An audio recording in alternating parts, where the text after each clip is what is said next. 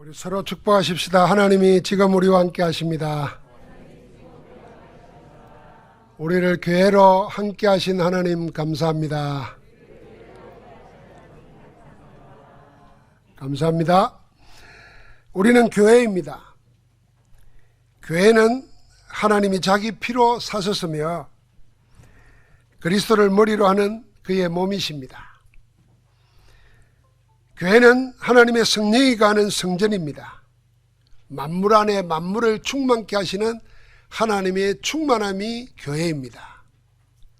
지금 우리는 모두 한 성령 안에서 하나님이 거하실 처소가 되기 위하여 그리스도 예수 안에서 함께 지어져가는 교회로 존재합니다. 교회가 그리스도를 제대로 배우면 반드시 237 세계를 언약으로 품고 하나님의 역사 속으로 인도받게 됩니다. 성경은 그 언약의 여정을 138, 14, 24, 25, 00, 237, 5000으로 요약합니다. 오직 그리스도, 오직 하나님 나라, 오직 성령 충만이 모든 문제에 대한 해답입니다. 다른 것에 관심 빼앗기지 않고 오직 138에 집중했습니다. 그게 14 마가다락방입니다. 거기에 올인했습니다. 그게 24입니다. 23에는 반드시 따라오는 게 있습니다. 위에서 주시는 힘을 얻어 영원한 작품을 남기게 됩니다. 그게 25 영혼입니다. 그렇게 되면 하나님은 237 나라 5000 종족의 복음화의 역사를 교회를 통해서 하시는 겁니다. 올해 31주년을 맞이하는 우리 교회는 바로 이 언약의 대열 속에 함께합니다. 그냥 그리스도가 아니라 오직 그리스도만을 전가하는 교회로 새 출발하는 첫 해를 우리가 맞이하고 있습니다. 하나님은 오늘 말씀을 통해서 하나님을 본받는 사람들의 교회라는 말씀을 주십니다. 1절 말씀에 우리를 보고 이렇게 말합니다. 그러므로 사랑을 받는 자녀같이 너희는 하나님을 본받는 자가 되고 그랬습니다. 그리스도에 대하여 배우는 게 아니라 그리스도를 배운 제자들이 모인 교회는 하나님을 본받습니다.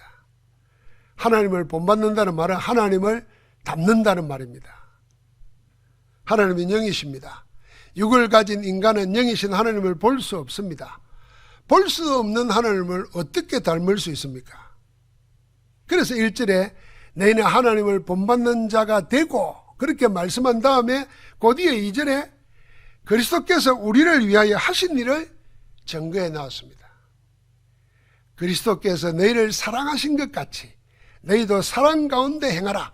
그는 우리를 위하여 자신을 버리사 향기로운 제물과 희생 제물로 하나님께 드리셨느니라. 우리는 그리스도를 배워서 그리스도를 따름으로 하나님을 본받아 닮아갈 수 있습니다. 눈에 보이지 않는 하나님을 눈에 보이는 하나님으로 오신 그리스도를 배우고 그리스도를 따라갈 때 하나님을 닮게 됩니다.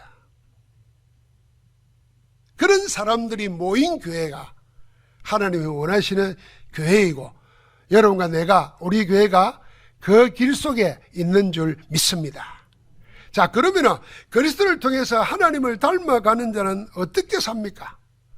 오늘 본문 말씀을 통해서 세 가지가 나옵니다. 그 첫 번째는 한번 같이 합시다. 하나님의 사랑을 받은 자녀로 살자. 하나님의 사랑을 받은 자로 사는 것, 그게 하나님을 본받아 사는 겁니다. 하나님을 본받는다는 말은 그리스도로부터 받은 사랑으로 산다는 말입니다. 사랑받은 자로 사는 것입니다. 여러분, 사랑을 받은 자와 받지 못한 자는 전혀 다른 사람으로 인생을 삽니다.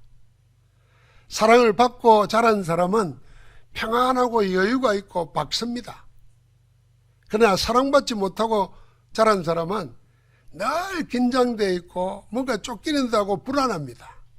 그거는 사랑받고 자랐느냐 사랑받지 못하고 자랐느냐에 따라서 다른 겁니다. 지금 사랑을 받는 자도 마찬가지입니다. 항상 기쁘고 감사가 넘치고 여유롭습니다. 그 사랑받고 있다는 겁니다. 그러나 사랑을 받지 못하는 자는 늘 초조하고 불만으로 삐뚤어진 행동을 합니다. 말을 해도요, 뭐라 그럽니까? 요즘 말로 막 틱틱대고 말이지. 괜히 남을 비비 꼬고 말이에요. 그리스도의 사랑을 아는 자는 사랑받았다는 사실에 늘 감사와 기쁨으로 넉넉합니다. 핍박과 죽음 앞에서도 당당하고 여유롭습니다. 그리스도의 사랑을 받았다는 것을 알고 나는 하나님의 사랑받은 자라는 걸 알기 때문에 그 힘이 나오는 겁니다. 그러나 그리스도의 사랑을 모르는 자는 많은 것을 가지고 있으면서도 늘 불만입니다. 긴장으로 늘 불안해하고 중요하지도 않은 것에 집착하고 매달립니다. 초대교회 제자들과 바리새인 사두개인들을 비교해 보십시오. 모든 걸 다 가지고도 늘 불안하고 불만족으로 긴장된 삶을 사는 그 시대 종교인들은 어떻게 종교인이 그래야 되겠습니까? 거짓 사람을 죽이려고 묘락을 꾸밉니다. 선동을 합니다.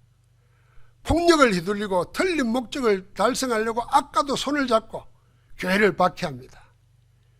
평안이 그 속에 없다는 증거입니다. 그러나 초대교회는 아무것도 가진 게 없잖아요.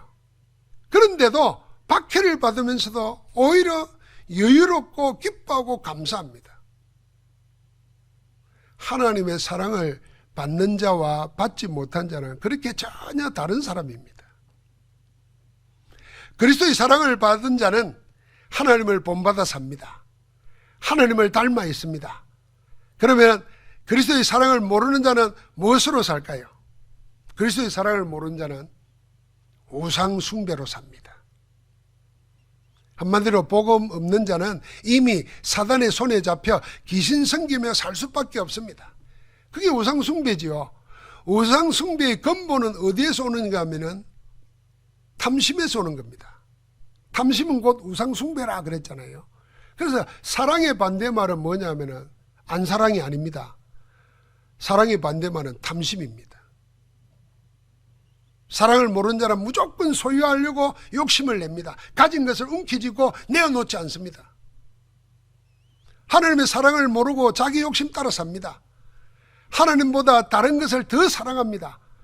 그걸 경배하고 거기에 복종합니다. 나중에는 그것을 하나님으로 섬깁니다. 하나님 위에 다른 것, 돈을, 권력을, 사랑이라는 매명 아래 저지르는 쾌락을, 자기가 세워놓은 목표 달성을 통해서 얻는 성취를, 그런 모양을 달리하는 거짓선들을 많이 만들어 놓습니다. 그래서 내가 만든 가짜 하나님, 가짜 신이 있다니까요. 전부 자기가 만들어 놓은 겁니다. 그게 우상숭배입니다. 그리스도의 사랑을 모르는 세상은 참사랑, 진정한 사랑을 모르기 때문에 자기가 만들어 놓은 실상은 사실은 사단이 파놓은 함정인 우상에 집착하고 매달립니다. 그래서 성삼위 하나님을 거부하고 거짓신 사탄을 섬기는 우상 숭배자는 오늘 5절과 6절 말씀을 보니까 그리스도와 하나님 나라를 유업으로 얻지 못한다 그랬습니다. 불순종의 아들들 가운데 역사는 하나님의 진노만 받을 뿐이라 그랬습니다. 그러나 하나님을 본받는 자들은 하나님의 사랑을 압니다. 그 사랑이 우리에게 그리스도를 통해서 나타났습니다. 그 사랑으로 우리가 구원을 얻어 하나님의 자녀가 되었음을 압니다. 그래서 지금도 그리스도 안에서 성삼위 하나님의 사랑을 계속 받고 있다는 것을 알고 누립니다. 복음은 하나님이 우리를 사랑하신 그 사랑을 가지고 우리로 하여금 새 사람으로 살게 합니다. 우리로 새 인생을 살게 하는 하나님의 사랑에는 특징이 있습니다. 그 첫 번째 특징이 뭐냐면은 하나님의 사랑은 하나님이 먼저 하신 사랑입니다. 사람은 자꾸 사랑받기를 원하고 나를 사랑해 주는 사람을 찾지 않습니까? 그런데 하나님은 우리를 먼저 사랑하셨습니다. 그것도 아무 조건이나 아무 요구사항도 없이 그저 우리를 사랑하셔서 먼저 사랑하신 일방적 사랑입니다. 우리말로 말하면 하나님이 우리를 짝사랑한 거예요. 그 나쁜 의미입니다만은 너무 사랑해서 좋은 말로 말하면 하나님이 우리를 스토킹한 거예요. 스토킹. 우리를 끝까지 추적하신 거예요. 하나님과 반대되는 대로 사는데도 하나님은 우리를 안 버려. 요한일서 4장 8절부터 10절을 보니까 사랑하지 아니하는 자는 하나님을 알지 못한다 그랬어요. 왜요? 이는 하나님이 사랑이기 때문이라 그랬어요. 하나님의 사랑이 우리에게 이렇게 나타난 바 되었는데 그 사랑이 어떻게 나타났어요? 하나님이 자기의 독생자를 세상에 보내시면 그로 말미암아 우리를 살리라 하심이라. 사랑은 여기 있으니 우리가 하나님을 사랑한 것이 아니요 하나님이 우리를 사랑하사 우리 죄를 내 죄를 속하기 위하여 화목제물로 그 아들을 보내셨습니다. 로마서 5장 8절에는 우리가 아직 죄인되어 있을 때에 그리스도께서 우리를 위하여 죽으심으로 하나님께서 우리에 대한 자기 사랑을 확정하셨느니라. 두 번째 하나님의 사랑의 특징은 뭐냐면은 하나도 남김없이 우리를 위하여 전부를 주신 사랑입니다. 여러분과 나를 위해서 남겨놓지 않고 전부를 다 쏟아주었어요. 오늘 에베소서 5장 2절에 보니까 그는 우리를 위하여 자신을 버리사 한기로운 제물과 희생 제물로 하나님께 자기를 드리셨다 그랬어요. 그리스도께서는 다 내놓았습니다. 요한복음 3장 16절에 하나님이 세상을 이처럼 사랑하사 독생자를 주셨으니 이는 저를 믿는 자마다 멸망치 않고 영생을 얻게 하려 하심이라. 독생자는 하나밖에 없다 그랬습니다. 하나밖에 없다는 말은 전부다라는 말입니다. 하나님의 사랑의 전부를 그리스도에게 담아서 우리에게 주셨습니다. 그래서 그리스도가 모든 것이라 그랬습니다. 이런 사랑 없어요. 하나님의 사랑은 세 번째로 어떤 특징이 있습니까? 시한이 없습니다. 끝없는 영원한 사랑입니다. 옛날 영화에 엔들리스 러버가 있었는데 끝이 없는 사랑, 한없는 사랑입니다. 요한복음 13장 1절에 보니까 6월절에 예수께서 자기가 세상을 떠나 아버지께로 돌아가실 때가 이런 줄 아시고 세상에 있는 자기 사람들을 사랑하시되 끝까지 사랑하시니라 그랬습니다. 죽을 때까지 사랑할 정도가 아니에요. 마태복음 28장 20절에 뭐라 그랬습니까? 볼지어다 내가 세상 끝날까지 너희와 항상 함께 있으리라. 끝까지 함께 하십니다. 그래서 로마서 8장 38절 39절에는 내가 확신하노니 사망이나 생명이나 천사들이나 근세자들이나 현재일이나 장래일이나 능력이나 높음이나 깊음이나 다른 어떤 피조물로도 우리를 우리 주 예수 그리스도 예수 안에 있는 하나님의 사랑에서 끊을 수 없으리라. 하나님이 우리를 향한 사랑을 끊을 수가 없습니다. 이처럼 하나님의 사랑은 아무 조건 없는 무조건의 사랑이요 하나도 남김없이 아낌없이 주신 전부를 주신 사랑이요 끝이 없는 영원한 사랑입니다. 여러분, 내가 이 세상 살면서 늘 왜 나는 불만족스럽고 왜 나는 이렇게 답답하고 허전하고 그럴까? 그건 사랑받고 있는 사실을 놓치기 때문입니다. 그래서 사랑받지 못하는 사람은 늘 불만입니다. 늘 자기에게 좋은 의도로 호의를 품어도 막 싫어합니다. 사랑을 못 받아서 그래요. 그런데 여러분과 나는 남편의 사랑, 아내의 사랑, 자식 사랑, 부모 사랑 다 없어도 괜찮아요. 모든 사랑의 근원, 전부를 주신 사랑, 하나님 사랑, 그리스도 안에서 받은 줄 믿습니다. 그래, 그 그리스도 안에서 받은 사랑을 누리라니까요. 누가 하나님을 본받아 살며 누가 하나님을 닮은 자이겠습니까? 예수 그리스도에게 나타난 하나님의 사랑받은 자를 라는 것을 자기가 알고 사는 자입니다. 사랑하는 성도 여러분, 최고의 사랑, 하나님 사랑 받고 있고 받은 자로 살기를 주의 이름으로 축복합니다. 하나님을 본받아 사는 자는 두 번째, 8절부터 14절에 보니까 이제는 주 안에서 빛이라 빛의 자녀로 행하여 사는 것입니다. 너희가 전에는 어둠이더니, 이 어둠이란 말은 흑암이란 말이에요. 이 어둠이 말하면 사탄이란 말입니다. 사단에 속한 자이더니 이제는 주 안에서 빛이라 빛의 자녀들처럼 행하라. 이제는 빛입니다. 이번 이 말을 잘 생각해 보세요. 이제는 빛입니다. 빛이 되라, 빛이 되어야 한다가 아닙니다. 빛이 되려고 바둥대며 애쓸 필요가 없습니다. 왜요? 이미 빛이기 때문입니다. 빛으로 부르심을 받은 빛의 자녀가 여러분과 나입니다. 저는 예수님이 산상순을 할 때 너희는 세상의 소금이다, 너희는 세상의 빛이다 이랬는데요, 세상에 어릴 때부터 부흥회 때 늘 들으면은 빛이 되라 소금이 되라를 들어놓으니까 성경을 읽으면서도 그걸 이다를 되라로 읽었어요. 되라로. 그래 되어야 된다는 중압감에 눌려 살았다니까요. 그러고 신학교에 갔어요. 목사가 돼서도 늘 되어야 된다고 생각해서 이 세상에 성경을 그리 읽는다니까요. 그 어느 날 성경을 보다가 세상의 빛이다, 이 비캄과 이즈의 차이가, 비동사의 차이가 어마어마한 것을 깨달은 거예요. 그래 무슨 말이냐, 내가 이미 하나님은 빛으로 되었고 소금으로 만들어 놨는데 왜 나는 그걸 부인하고 자꾸 빛 되려고 그러고 소금 되려고 그러냐 말이에요. 그 되려고 하니까 뭐합니까? 세상의 윤리 도덕 따라가고 잘 살아야 되고 바르게 살아야 되고 착하게 살아야 되고, 그게 다 복음 밖의 일입니다. 여러분, 나는 이제는 빛입니다. 할렐루야. 이미 빛이기에 우리를 보고 뭐라 그랬습니까?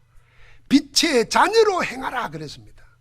네가 이제 빛인데 빛의 자녀로 살아라 그 말입니다. 어떻게 사는 것이 빛의 자녀로 사는 것입니까? 먼저 9절 10절 말씀해 보니까 빛의 열매는 모든 착함과 어려움과 진실함에 있느니라. 주를 기쁘시게 할 것이 무엇인가 시험하여 보라 그랬습니다. 빛의 자녀는 뭘 하든지 주님을 기쁘시게 하는 일인가를 먼저 생각한다는 것입니다. 그게 빛의 자녀로 사는 겁니다. 이걸 하면은 이걸 누가 기뻐하는 일인가? 내가 좋아할 일인가? 하나님이 좋아하실 일인가? 그러면은 하나님은 싫어하시는데 내가 좋아할 일 같으면 내려놓는 거죠. 주를 기쁘시게 하는 것을 찾는 겁니다. 그게 빛의 자녀로 사는 것입니다.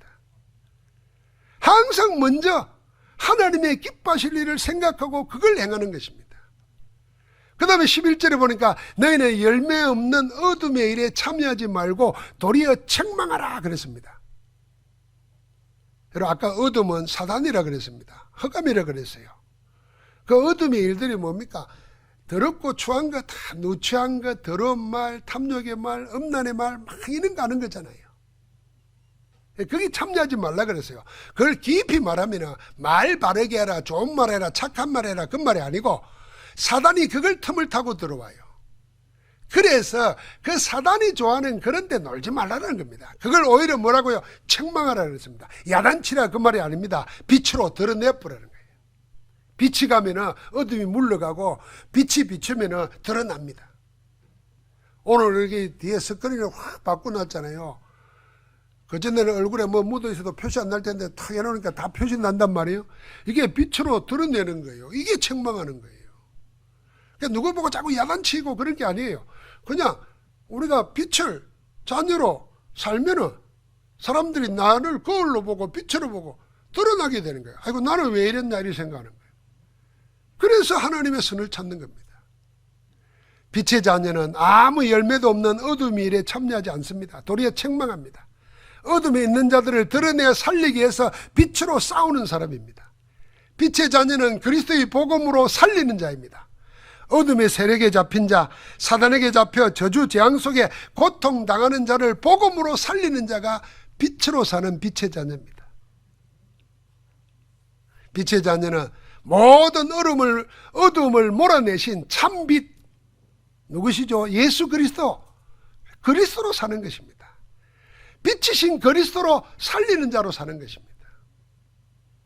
사랑하는 성도 여러분, 그런 자로 살기를 주의 이름으로 축복합니다.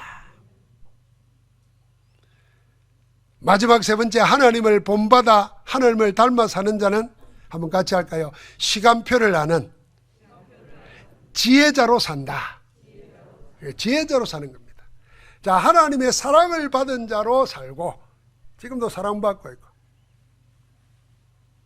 만약에 혹시 여기 계시는 여자분들이 남편 사랑 못 받고 있고 자식 사랑 못 받고 있다 그러면 틀림없이 그리스도는 더 사랑할 겁니다. 사랑 못 받기 때문에 그리스도가 그분을 더 사랑할 겁니다. 오늘 그 사랑을 찾기를 바랍니다. 그 사랑으로 날 사랑 안 하는 남편을 먼저 사랑하시기 바랍니다. 날 사랑 안 하는 자식을 먼저 사랑하시기 바랍니다. 아멘은 다 속으로 하죠. 사랑받고 있는 자. 그리고 이미 빛이 되었어요. 그래서 일어나 빛을 발하라 그랬잖아요. 빛으로 살면 됩니다. 마지막 세 번째가 시간표를 아는 그 사람이 지혜 있는 자입니다. 오늘 15절 16절에 그런즉 너희가 어떻게 행할지를 자세히 주의하여 지혜 없는 자 같이 하지 말고 오직 지혜 있는 자 같이 하여 세월을 아끼라. 때가 악하니라. 지혜자는 시간표를 압니다. 때와 시기를 분별합니다. 그래서 세월을 아낍니다. 시간은 인생의 한계가 아니라 그 시간을 누림으로 바꿉니다. 지루하거나 답답해하지 않고 기대와 설렘으로 하루하루를 누립니다. 그게 시간표를 아는 지혜자입니다. 시간의 한계에 갇힌 인생은 근원적인 불안에 시달립니다. 모든 인생이. 그래서 초조하고 여유나 평안이 그 마음이 없습니다. 그래서 그들 스스로 만들어낸 철학이 있는데 그게 무신론적 실존주의예요. 무신론적 실존주의자들은 뭘 생각하면 인간은 모든 걸 다 있고 다 가지고 있어도 근원적인 한계가 있다는 거예요. 그게 뭐냐면 죽는다는 겁니다. 사는 날이 정해져 있다는 겁니다. 그래서 늘 불안하다는 거예요. 이 불안을 벗어나려고 별짓을 다 한다는 거예요. 그런데 여러분과 내가, 우리는 영원이신 하나님, 영원부터 영원까지 계시고 그 안에 우리가 들어가 살게 된 겁니다. 그래서 시간의 한계라는 게 없어요. 죽음도 끝이 아니고 하나님과 함께 새로운 생의 시작인 겁니다. 할렐루야. 그럼 그런적인 불안이 있을 필요가 없는 거예요. 그런데 세상 사람들은 그러니까 그런 철학을 만들어 놓고 스스로 거기에 갇힙니다. 하나님 없이 버려지고 죽은 생을 사는 겁니다. 그래서 그 사람들 하는 소리가 뭔지 압니까? 인간은 누가 가장 행복하냐? 태어나지 않은 인간이 가장 행복하다는 거예요. 태어나면 빨리 죽는 게 제일 낫다는 거예요. 어찌 보면 맞는 말일 수도 있어요. 전부 하나님 없는 인생이 자신을 제대로 본, 그러나 하나님이 함께하는 생을 보지 못한 안타까운 모습입니다. 하나님의 시간표를 아는 자는 지혜자입니다. 그래서 그 지혜자는 세상에 없는 하나님의 평안을 누리며 그 안에서 인도받아 삽니다. 하루하루가 하나님과 동행하는 복된 생을 삽니다. 주어진 한평생을 하나님과 동행하면서 살기 때문에 에녹처럼, 노아처럼 그렇게 한평생을 하나님과 동행하며 사는 복을 누리는 겁니다. 왜 그래야 됩니까? 때가 악하기 때문입니다. 세월을 아끼라. 때가 악하다고 그랬습니다. 여러분, 때가 악한 때가 어떤 때입니까? 인류 역사에 악한 때가 있었습니다. 그게 언제였냐면은 창세기 6장의 노아 시대였습니다. 얼마나 악한 때였습니까?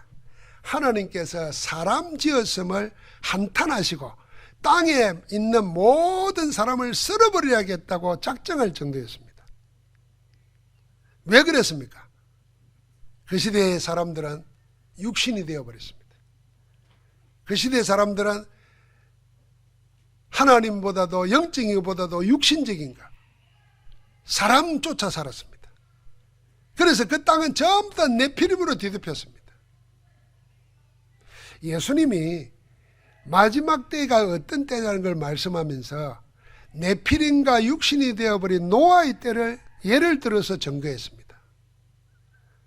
홍수 전에 사람들은 전부 먹고 마시고 장가들고 시집가면서 이게 전부 다 육신적인 삶, 영적인 하나도 찾지 않고 하나님은 구하지 않고 은혜는 구하지 않고 먹고 사는가 시집가고 장가가는가 즐기는가, 이게 창세기 6장의 노아 시대였습니다. 그리고 요새 더 그렇잖아요. 어느 정도 했느냐, 홍수가 나서 멸망할 때까지 깨닫지 못했다 그랬습니다. 그 시대는 하나님의 말씀을 말씀으로 받지 않고 농담으로 여겼습니다. 영적 사실을 부정하고 온통 육신만 쫓았습니다. 네피림과 우상숭배에 젖어 살았습니다. 이런 노아의 때가 인류 역사의 가장 악한 때였습니다.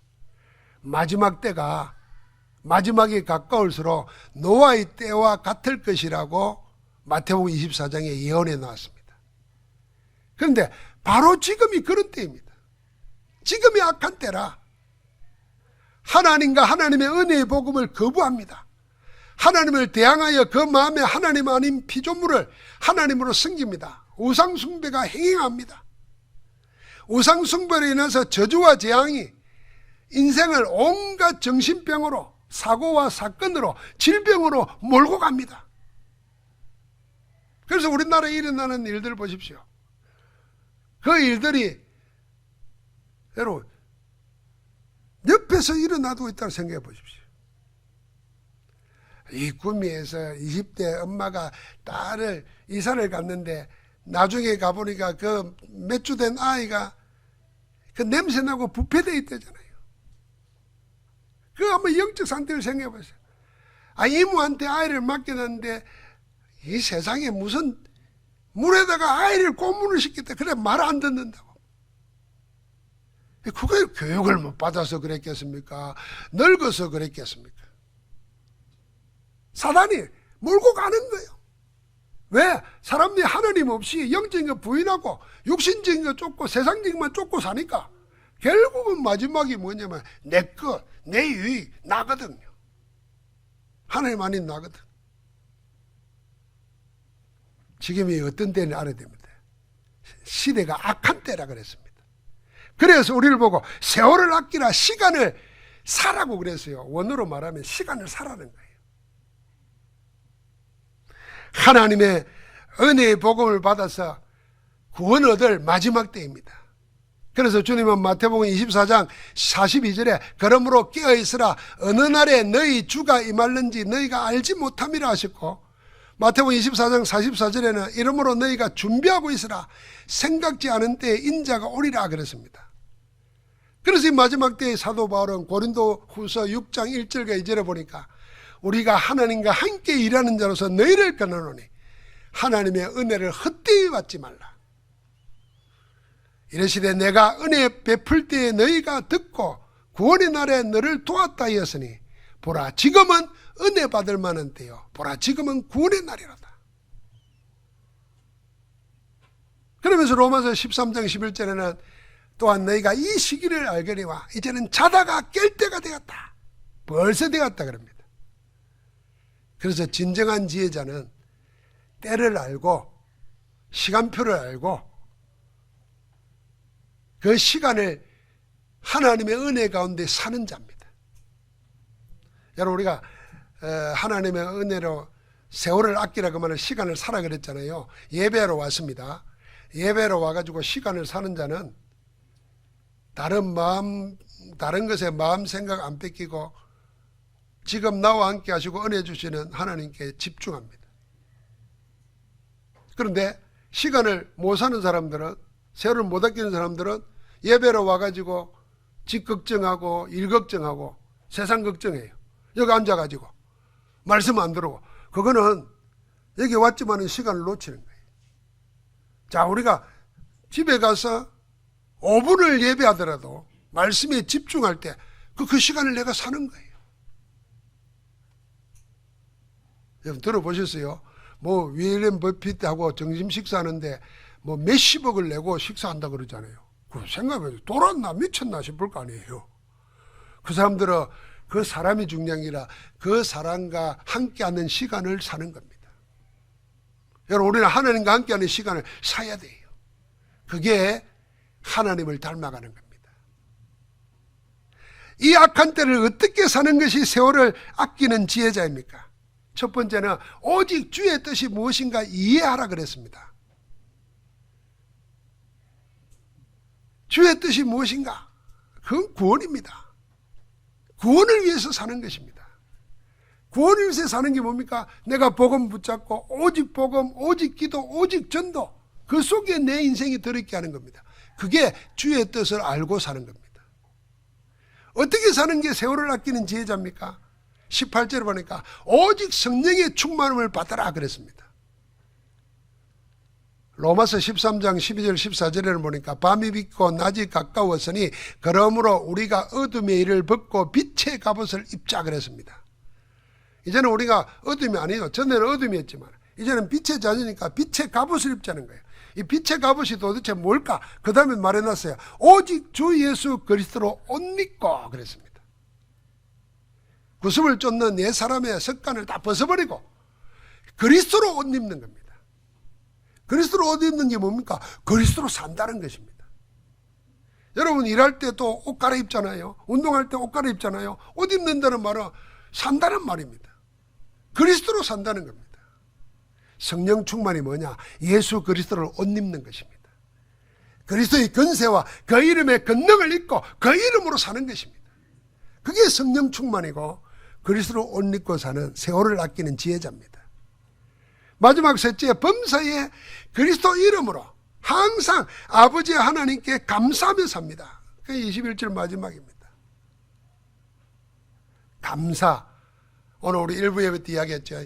여러분과 내 내에 고요한 시간, 평안한 시간, 감사하는 시간 있을 때에 우리 속에 잠재되어 있고 무의식 속에 들어있는 내가 치유됩니다. 이런 뇌에서 모든 호르몬이 나오고 뇌에서 모든 것이 다 나옵니다. 그래서 내가 문제 생기면 정신 돌기도 하고 치매도 생기고 막 다 합니다. 근데 이 뇌에 하나님을 잠잠히 바라보고 감사하고 찬양하고 그럴 때요 여러분과 내가 살아나는 겁니다. 사랑하는 성도 여러분, 우리 교회는 31년을 시작합니다. 지붕을 덮을 수 없는 복음의 영광을 위한 교회가 우리 교회고 여러분과 나입니다. 237 세계를 품은 교회는 항상 복음과 함께 갑니다. 아니 오직 복음의 교회라야 237과 5천 종족을 살릴 수 있습니다. 여러분 그런 생각 안 하십니까? 이 코로나로 하나님이 교회 아닌 교회를 다 허물고 교회 같은 교회를 지금 다시 세우신다는 거 알아야 됩니다. 우리도 마찬가지입니다. 여러분과 내가 복음과 함께 가는 교회 아닌 거 다 벗어버리고 이제는 복음과 함께 가는 교회로 나를 세우고 우리 교회를 세우는 겁니다. 그렇게 그리스도를 제대로 배우고 하나님을 본받아 사는 자들의 모이는 교회가 되면 복음의 영광의 찬송이 나타납니다. 그 찬송의 영광이 세상 나라에서 사단 나라를 꺾어버리고 하나님 나라를 세우는 축복된 교회 역사가 일어날 줄 믿습니다.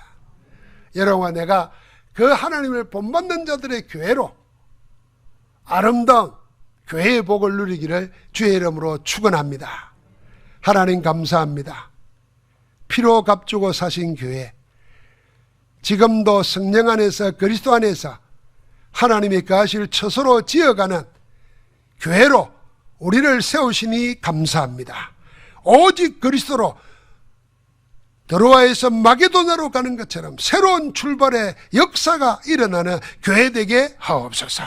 모든 성도들이 피로 값주고 사신 하나님의 교회의 복을 가정에서 직장에서 생을 두고 누리게 하옵소서. 그리스도 예수 이름으로 기도하옵나이다. 아멘.